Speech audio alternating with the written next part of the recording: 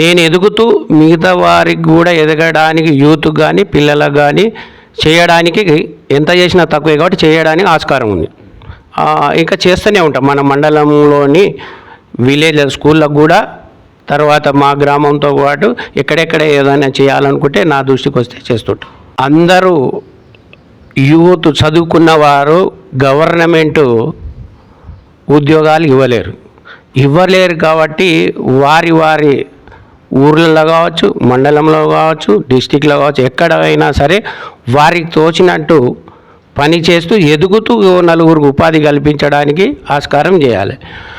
నేను కూడా కొద్దివరకే చదివి నేను కూడా 10 మందికి కొంత ఉపాధి కల్పించాలని ఉద్దేశంతో హైదరాబాద్ వెళ్ళి ఏదో ఒక వ్యాపారం పెట్టి ఆ వ్యాపారాన్ని దాదాపు 250 మంది డ్రైవర్లకు ఉపాధి కల్పిస్తూ నేను జీవిస్తూ నా కుటుంబాన్ని కూడా జీవిస్తూ ఆర్థికంగా ఉండి ఏదో ఒకటి మనం ఇలా కాదు సొంతంగా చేసుకుంటే కాదు, ఒక పార్టీ కూడా అండ ఉండాలి. నేను కాంగ్రెస్ పార్టీతో ఉన్నా కాబట్టి వంశీచందర్ రెడ్డి గారు, చల్లా వంశీచందర్ రెడ్డి గారు మాజీ ఎమ్మెల్యే గారు, ఆయన చిన్న వయసులో ఎమ్మెల్యే అయినాడు కాబట్టి అతన్ని ఆదర్శంగా తీసుకొని అతని గురించి ఎలక్షన్లో వచ్చి ప్రచారం చేసి నా వంతు సాయం చేసి వెళ్ళిపోయేవాడిని.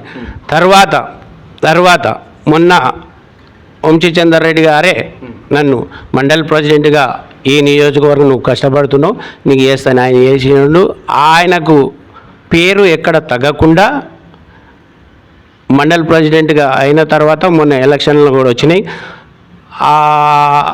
ఆ సందర్భంలో కూడా ఎలక్షన్లో కసిరెడ్డి నారాయణ రెడ్డి గారు కూడా టికెట్ ఇవ్వడం జరిగింది. టికెట్ ఇచ్చిన సందర్భంలో కూడా నేను నా వరకు ఎంత సాధ్యమైందో నాకంటే ఎక్కువ ఎఫెక్ట్ పెట్టి మండలంలో ఆయన గెలుపు గురించి నేను తోడ్పడ్డా.